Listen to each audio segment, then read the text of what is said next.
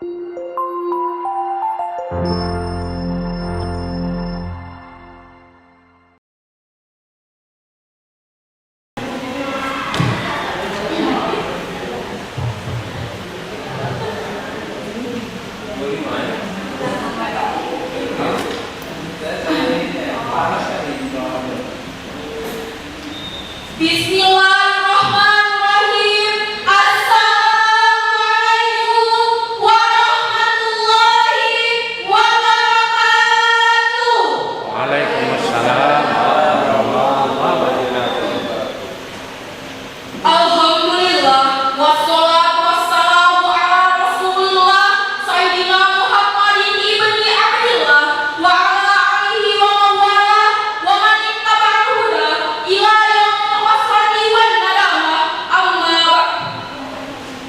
Dewan juri yang kami hormati, para peserta musyabaqah syar'i Quran yang berbahagia, serta hadirin wal hadirat yang dimuliakan oleh Allah. Yang pertama dan yang paling utama, tiada pujian yang pantas kita panjatkan selain pada Allah Subhanahu wa taala yang telah menggerak-getarkan hati, jiwa dan raga sehingga pada kesempatan kali ini kita dapat berkumpul di tempat ini yang insyaallah penuh berkah. Shalawat dan salam selalu tercurah pada junjungan kita, Habibana wa Nabiyana baginda Rasulullah Muhammad sallallahu alaihi wasallam beserta keluarga dan sahabatnya. Semoga kita mendapatkan syafaat di yaumil hisab. Dewan juri yang kami hormati, hadirin yang berbahagia, Napoleon Hill dalam bukunya Megatrend 2000 menjelaskan abad 21 merupakan abad perkembangan umat beragama. Dapat kita saksikan lembaga-lembaga semakin makmur, masjid-masjid semakin menjamur, pengajian dan pengajian tidak lagi sebatas forum dan venue, melainkan sudah merambah kepada media cetak dan elektronika seperti Facebook, YouTube, WhatsApp, TikTok, Instagram, dan lain-lain. Hal itu patut untuk kita syukuri dengan mengucap Alhamdulillah. Namun sayang, di samping kemajuan abad 21, ternyata abad 21 melahirkan dekadensi moral, beberapa moral yang kian merajalela. Indonesia pada saat ini sedang mengalami fase kegentingan di mana tingkat kepercayaan rakyat pada pemerintah kian hari kian menurun karena para oknum pemimpin kita banyak terlibat kasus korupsi. Sehingga bagaimana mungkin reformasi teraplikasi sementara pemimpin kita mengalami dekadensi? Terlebih kabar pada media massa tentang pencurian, tawuran, pembunuhan, pemerkosaan, eksploitasi hutan, pergaulan bebas, hingga gerakan terorisme sering menjadi menu harian. Lantas timbul pertanyaan, apa yang harus kita lakukan? Salah satu jawabannya berikut tema yang akan kami angkat pada kesempatan kali ini, yaitu meneladani akhlak Rasulullah sebagai kunci perbaikan dekadensi moral. Allah Subhanahu wa taala berfirman pada Quran surah Az-Zar ayat 21. A'udzu billahi minasy syaithanir rajim.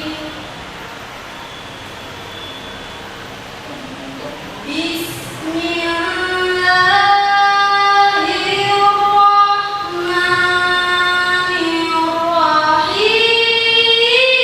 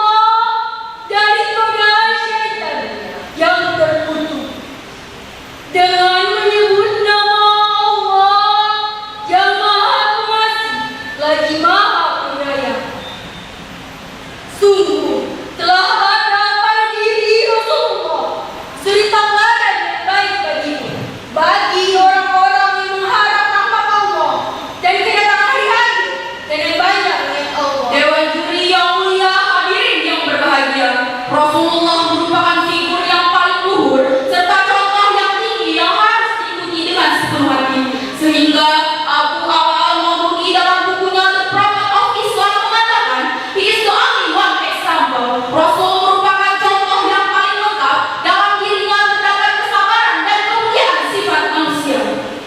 Karena begitu, sangat pentingnya akhlak Rasulullah serta kesabaran sifat beliau menjadi seorang yang selalu mengutamakan kepentingan rakyat dan selalu mengutamakan akhlakul karimah. Pada akhirnya mampu merubah masyarakat biadab menjadi beradab, berseteru menjadi satu, yang dulunya menyembah berhala ini kembali menyembah Allah Ta'ala.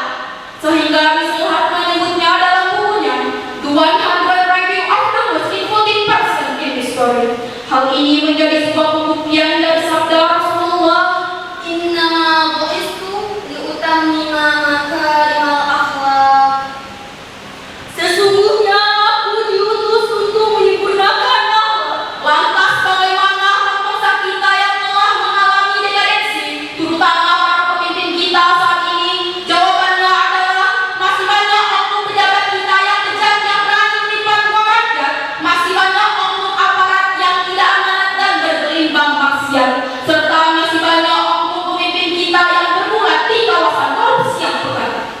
Dewan Juri yang mulia, hadirin yang berbahagia, di tengah kegentingan negara kita saat ini, di tengah maraknya dekadensi semua aspek kehidupan, ini menjadi tugas kita bersama agar dapat sama-sama keluar dari ruang buaya dan masuk ke pintu surga. Hal itu tak lain dan tak bukan dengan kita mengimplementasikan contoh teladan Rasulullah Shallallahu Alaihi Wasallam di tengah-tengah kehidupan kita, supaya dengan cara ini kita mampu hidup bahagia baik dalam lingkungan keluarga, masyarakat maupun negara dan bangsa. Dan Allah pun akan menganugerahkan keberkahan kepada kita semua penduduk bangsa ini. Allah Subhanahu wa Ta'ala berfirman pada Quran surah Al-A'raf ayat 96. Walau anna ahlal qura amanu wattaqaw lafatahna alaihim barakatin minas samai wal ardh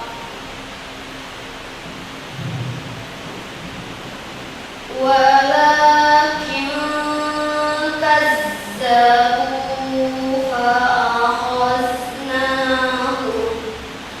fa'akhadnahum bima kanu yaksibun. Shadaqallahul azim. Jika penduduk negeri-negeri beriman dan bertakwa, pastilah kami melimpahkan kepada mereka berkah dari langit dan bumi. Tetapi mereka mendustakan ayat kami itu, maka kami siksa mereka disebabkan perbuatannya. Maha benar Allah atas segala firman-Nya. Profesor Dr. B.J. Habibie, Presiden ketiga RI, beliau mengungkapkan ada 5 hal yang harus diwaspadai bagi generasi muslim saat ini, yaitu yang pertama, lemah fisik, yang kedua, lemah harta, yang ketiga, lemah ilmu, yang keempat, lemah akhlak, bahkan yang paling dikhawatirkan adalah yang kelima, lemah akidah. Oleh karena itu, supaya tidak terjadi, kami mengajak generasi muda untuk meninggalkan model malas dan putus asa. Peganglah duniamu untuk menggapai ridho Allah, sisihkanlah bajumu untuk menggapai cita-cita. Selamatkan negeri, jiwa, bangsa, dan agama.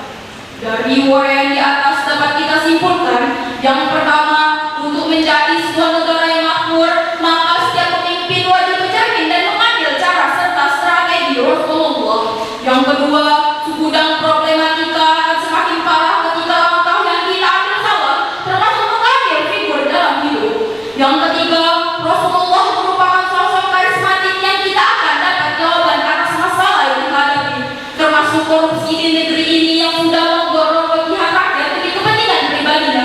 Dengan kita mengembalikan ruh Rasulullah dalam segala aktivitas kita. Dewan Juri yang mulia, hadirin yang berbahagia, inilah yang